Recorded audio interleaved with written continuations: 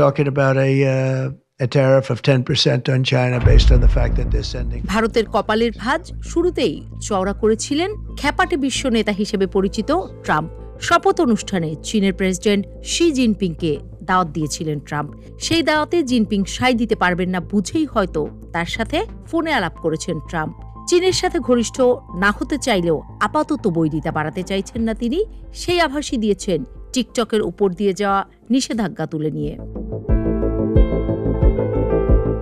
ট্রাম্পের এমন চীন ঘনিষ্ঠতা নিশ্চয়ই ভারতের বুকে মরণজ্বালা ধরিয়ে দিয়েছে, কারণ বর্তমানে আবারও চীনের সাথে ভারতের বৈরিতা শুরু হয়েছে নতুন করে। সীমান্তে সেনা সামন্ত আর মহড়ার সংখ্যা বাড়িয়েছে শি জিনপিংয়ের দেশ। ঠিক এই অবস্থায় দাঁড়িয়ে আগের মেয়াদে ভারতের প্রধানমন্ত্রী নরেন্দ্র মোদীর সাথে গলায় গলায় ভাব জমানোর ট্রাম্প এবার তাকে শপথ অনুষ্ঠানেই ডাকলেন না, দিলেন না কোনো ফোনও, এমনকি ভারতের জন্য কোনো আশ্বাসবাণীও এখন পর্যন্ত দেয়নি ট্রাম্প প্রশাসন। এমন ঘোর সময়ে আরও অন্ধকার ঘনিয়ে এলো ভারতের দরজায়। ট্রাম্প সাম্রাজ্য থেকে এলো বড় দুঃসংবাদ। এবার বহু ভারতীয়কে আমেরিকা ছাড়া করবেন ট্রাম্প। সেই লক্ষ্যে পূর্ণ উদ্যমে কাজও শুরু হয়ে গেছে।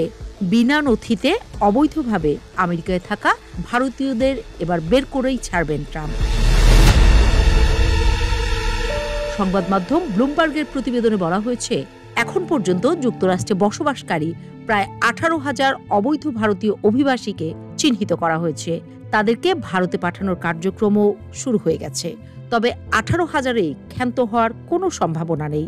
মার্কিন মুলুকে লাখ লাখ অবৈধ ভারতীয় অভিবাসী আছেন, ফলে ফেরত পাঠানোর তালিকায় থাকা ভারতীয় নাগরিকের সংখ্যা ক্রমান্বয়ে বাড়তেই থাকবে। পিউ রিসার্চ সেন্টারের তথ্য বলছে, আমেরিকায় অবৈধ অভিবাসনের দিক থেকে তৃতীয় স্থানে রয়েছেন ভারতীয়রা। প্রায় 7,25,000 ভারতীয় বিনা নথিতে আমেরিকায় বসবাস করছেন। যদি এই পরিমাণ ভারতীয়কে ফেরত পাঠানো হয়, তবে নয়াদিল্লির অর্থনীতি বড় ধাক্কা খাবে। যুক্তরাষ্ট্র থেকে আসা ডলারের টান পড়লে ভারতের রিজার্ভও ধসে যেতে পারে। ট্রাম্প ক্ষমতায় আসার খবরের পর থেকে তরতর করে কমছে ভারতীয় রুপির দাম। বিদেশি বিনিয়োগও রয়েছে তলানির দিকে। এশিয়ায় আধিপত্য খাটাতে মরিয়া মোদি রাজ্যের জন্য এটা মোটেও সুসংবাদ নয়। এমনকি জোট বেঁধে ক্ষমতায় গার্ড ধরে রাখা মোদির গদিতেও আঘাত লাগতে পারে। তাই তড়িঘড়ি করে ট্রাম্পের নীতির সাথে সুর মিলিয়েছে মোদি সরকারও। দিল্লিও প্রথম ধাপে শনাক্ত হওয়া এই অবৈধ ভারতীয়দের ফেরত আনতে চায়। রাজনৈতিক সম্পর্ক বিশ্লেষকরা বলছেন, অল্পের মধ্যে ধাক্কা সামলাতেই দিল্লি কোনো কথা খরচ না করেই ট্রাম্পের এই মতে সায় দিয়েছে। সেই সাথে ট্রাম্পের সুরে সুর মিলিয়ে নয়া মার্কিন সম্রাটকে বাগে আনতে চাইছে মোদি প্রশাসন।